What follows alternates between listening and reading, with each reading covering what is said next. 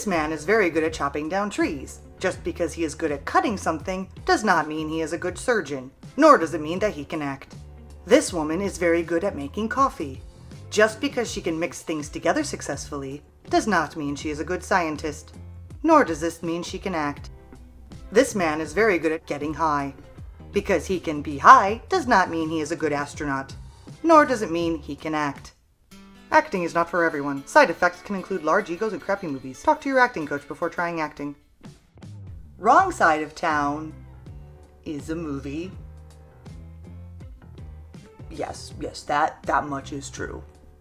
This 2010 movie stars wrestlers Rob Van Dam, David Bautista, and Nelson Frazier Jr., known to his fans as either Viscera, Big Daddy V, or Mabel. Mabel?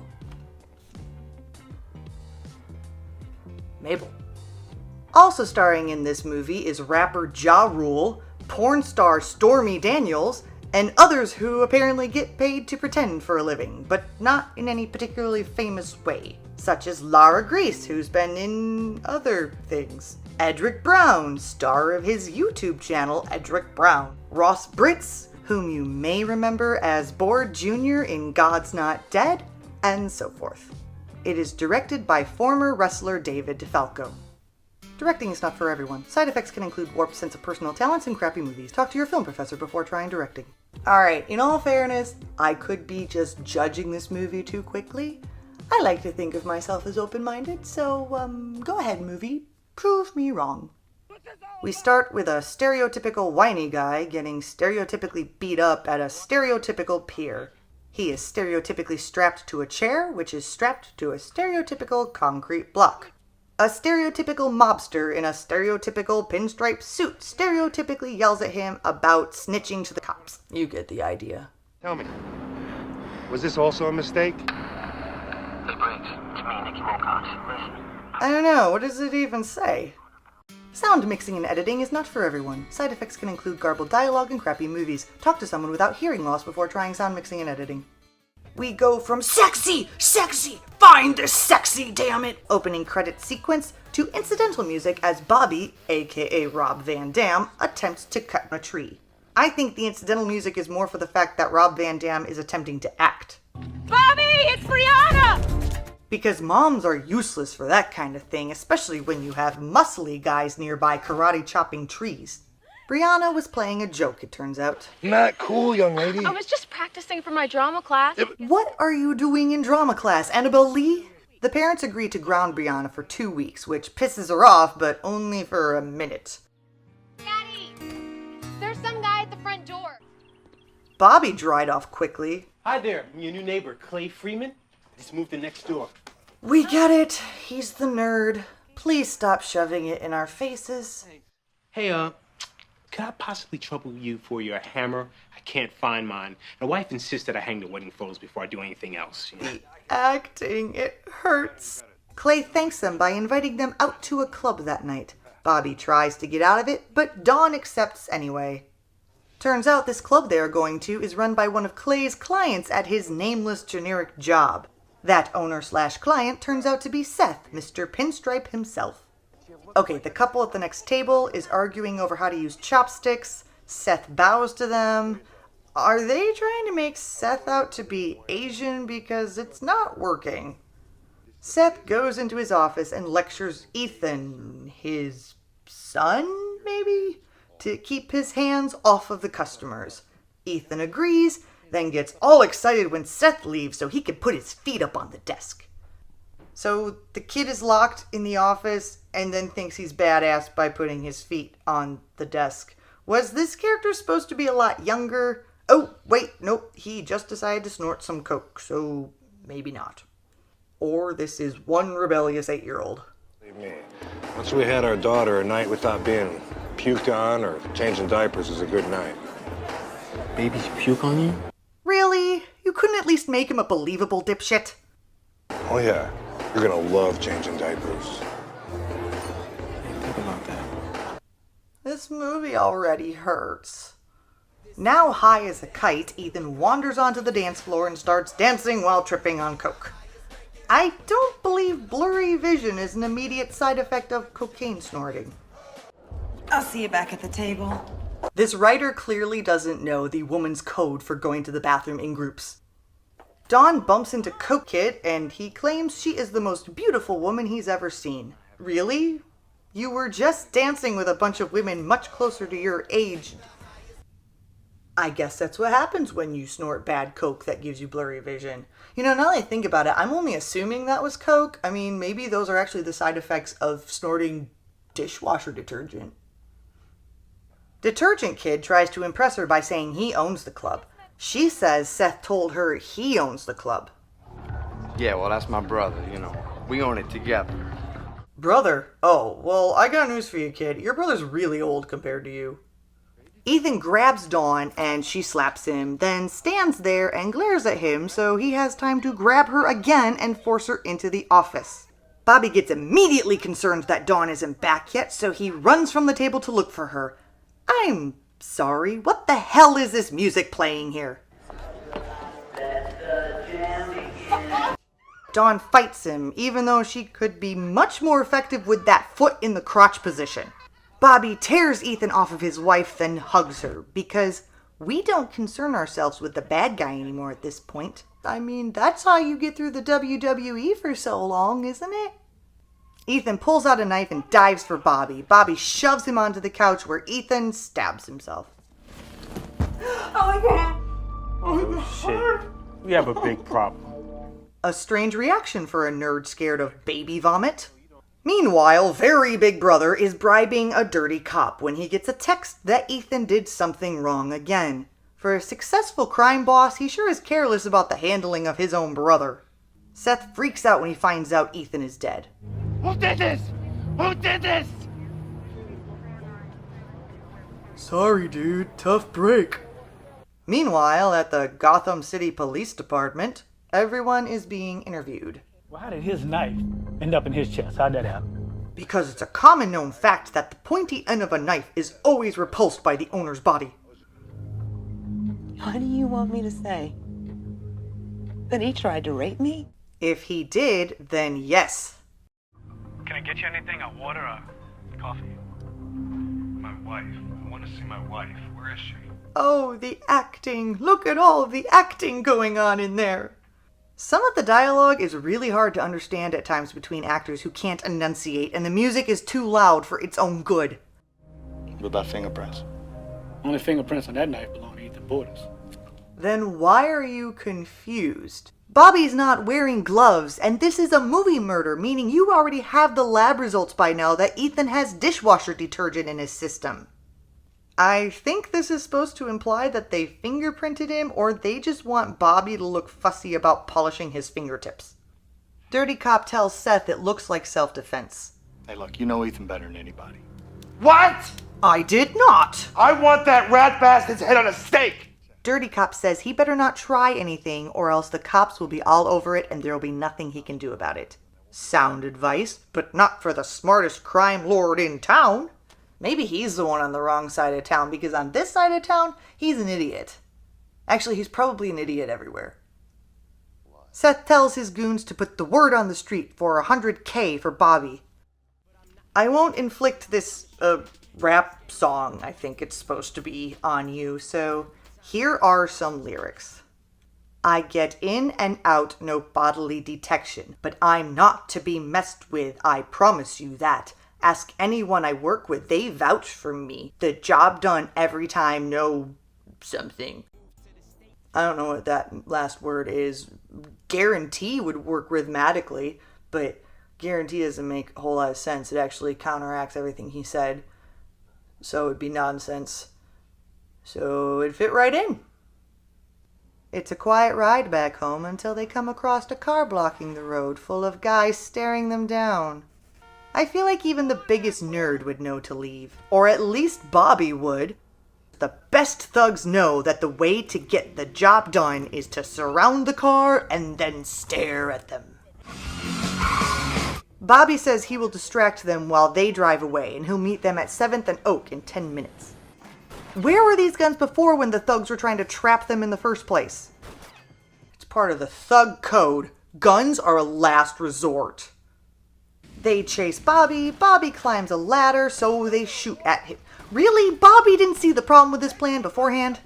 Bobby gets shot in the leg and falls onto a dumpster. The thugs freak out and run away, thinking they killed him. Did Pinstripe say he had to be alive? I don't remember that part. Bobby limps back to the meeting spot. Well, he walks and then limps when his wife hugs him. None of this let's get out of the dangerous spot and then hug, but no, hugs are the priority here. Why not drive to the police station so you don't have to limp over on a leg with a bullet in it? Nobody could have survived that fall. So now we're making Bobby out to be superhuman? Obviously, this displeases Seth. Apparently, you both don't know the difference between dead or alive. Kind of like how this movie doesn't know the difference between subtlety and laying it on really, really thick. Damn it, Clay, get back here. You'll get spotted. No, I think I'm getting a signal. Clay.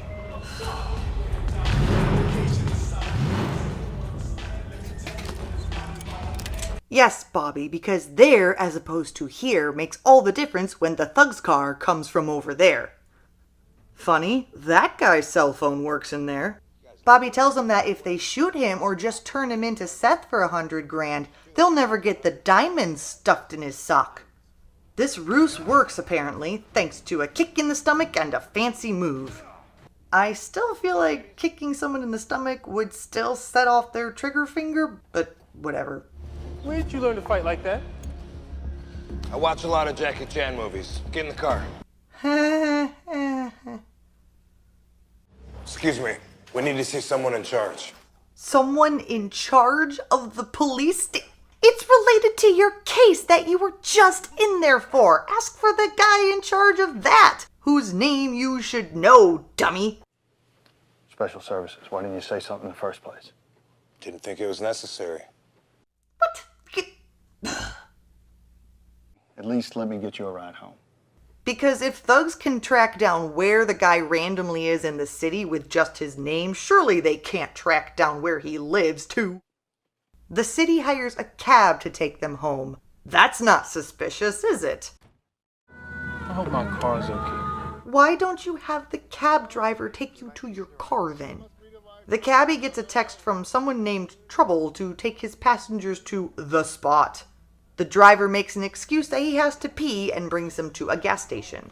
This is the gay strippers gang making their appearance finally in the film. Like good strippers, they know choreography as they all politely wait their turn to fight Bobby. Touchdown! I need you to just go home and wait for me, okay? I'll see you there shortly. In hell, because there are probably already thugs waiting at the house. What are you gonna do? Call in an old debt. So, of course, this requires him to go into a topless bar, where I have to crop the shots of David Bautista because Stormy Daniels apparently doesn't understand the purpose of a shirt. What's the matter? Don't like girls? Is it sad or does it make perfect sense that she's actually the best actor in the movie? She does have quite a bit of film experience. Bobby calls Bautista BR, which I'm guessing stands for Boob Wrangler? I know, Wrangler starts with a W, but I'm sticking to it. BR apparently owes Bobby a favor anyway, so Bobby's asking for him to help with this situation. Anybody but Seth fucking Bordas. Man's a moron and he bugs me. When's the last time you popped your head in here and said, hey, Big Ronnie, you want to come over for dinner? You got a wife now, a daughter, right? Have I ever met him? Hell no. Probably because it's weird to bring your wife and kid to a topless bar. So don't walk in here like we're family. He's not. He's walking in there like he's a guy to whom you owe a life-saving favor. Stop whining about dinner, you brat. You gotta stop tearing up the town, Seth. Let it go. Shut up, Elsa. Don't even think about it. I can't let it go. I want to know where Bobby Kalinowski lives. It just occurred to you to ask. Deacon, change your plans. I have the most scathingly brilliant idea. Let's stalk him at his house. On his way home, Bobby walks through a park and comes across yet another gang of guys. Don't worry, Bobby. If you get killed, just go back to the last checkpoint at the park entrance and start over. And once again, we dance and wait for our turn to fight. This fight sequence music sounds like bad Christian rock. Yay! Bortus wants him alive. Boo! Sorry, Bobby. Club ain't doing too good these days. Get a lot of publicity if you just tell them one of your girls slept with the president. Allegedly. BR starts to walk away, then changes his mind. Ooh, what neck muscles to take that blowback. Just won a favor. We're even. Meanwhile, at Shea Nerd, I feel like a coward. Probably because you kinda are. Just walking down the street. Bet none of those thugs looking to get a 100K bounty will mess with me here. No, never. What was this guy's plan? To strap Bobby to the back of his bike? He, I guess just grazed his nipple there, but a little wounded leg and nipple shot doesn't stop you from lifting a motorcycle. It could be simply because it's an obvious squib pack under his shirt. Is that also why he has no bullet hole in that part of the shirt, but he does have one on his shoulder? Aw, man, you know what's coming next. They always have to show the badass pulling bullets out of his own body. Of course, it's a lot easier when the bullet comes up to skin level to meet you.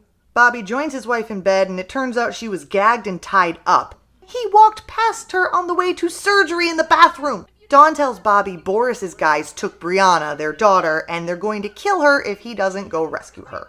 Naturally, this news drives Bobby into the garage wearing only shoes and underwear. Dawn wants him to call the police. I know what I'm doing. Well, you know what, Bobby? I don't think that you do know what you're doing. Finally, we agree on something. Apparently, he is in the garage in his underwear because that is where he stores his final epic fight scene costume, including sunglasses, which he wears at night, so he can watch you weave and breathe your storylines. Come on, you had to see that coming. As Bobby drives off into the night on his motorbike, Dawn calls Dirty Cop. When my dad gets here, he's gonna kick your ass. I had almost forgotten how annoying she was. That was nice while it lasted. And I'm not a meathead. I went to community college. Did you graduate? No. Brianna says she has to pee and threatens to pee right there on the pavement. So Deacon takes her to another section of pavement. Much better. Hey, look over there. Yeah, right. Oh my gosh. What? That's something my dad taught me. I'm embarrassed just watching that. Meanwhile, Dad leisurely rolls in. What, did the filming permit for the park not cover speeding? Funny how that shot he gave himself in the butt earlier seems to have completely cured the bullet hole in his leg. Dirty Cop comes in and tells Seth to let the girl go. The bad guys basically say no. Who knew that asking impolitely wouldn't work? Dirty Cop begins yelling about how Ethan was a terrible little brother anyway, because Ethan was the one who told the junkie from the beginning of the movie all of the information that the junkie told the police. At least, I'm assuming that's the person they're talking about. They don't make that very clear. He wasn't my brother. He was my son. Ooh, never saw that coming. Good plot twist. Wait, that means it's your fault he's a raping junkie. Good job, Dad. Alright. Take her. Really? We're doing this? Well, okay, nice knowing you, officer. Oh, shoot towards the hostage. That's a good idea. Finally, Dad strolls in and threatens to shoot Boris, so Boris tells the thugs to let the girl go. Glad they let her put flip-flops on before kidnapping her. Okay, who decided this route was the fastest? Seth sends his men after her even though he just called off the hit on Bobby. And he's limping again. We need to hide you for a little while. So we're gonna hide you in obviously the only hiding spot around. Actually, she's probably going in there to get the rest of the script. Wait, why does punching his face make that noise? What is his head made out of? A baking sheet? Magically, BR found the fight at the end of some random pier. Daddy? I was looking for the rest of the script. You really need that?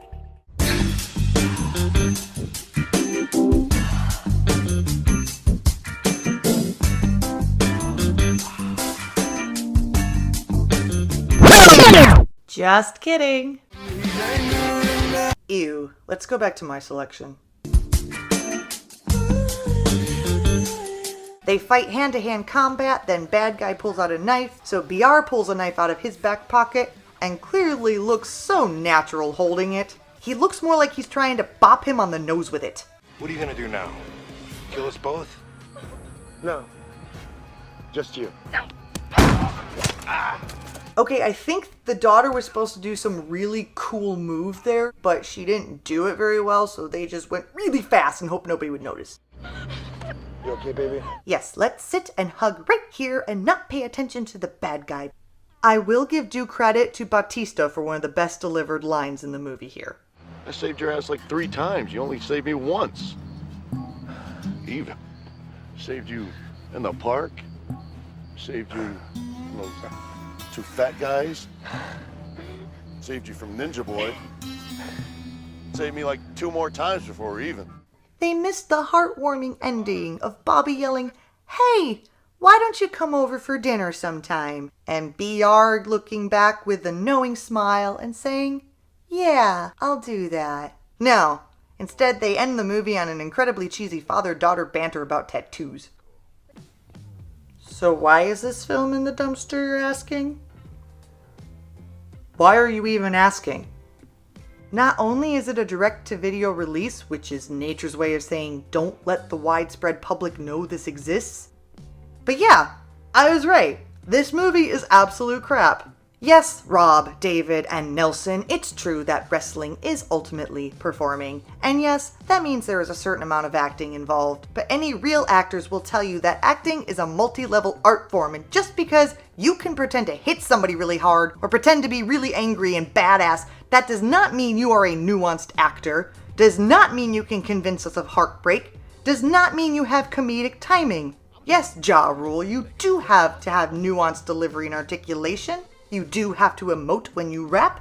That does not mean you can convince us that you have any relationship with the other person. That does not mean you can speak dialogue like a human being. And Stormy,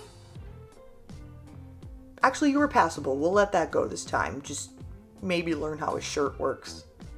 There seems to be this idea lately that basically if you can do anything remotely artistic, not even that, if you can find some way to become famous, that means you can act. No. It doesn't. There are enough out-of-work actors out there, and most of them can act circles around you. Spread the wealth. Stick to your own area of expertise and stop taking work from starving artists.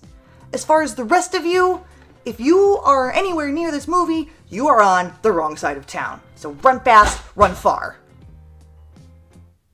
That's still too close.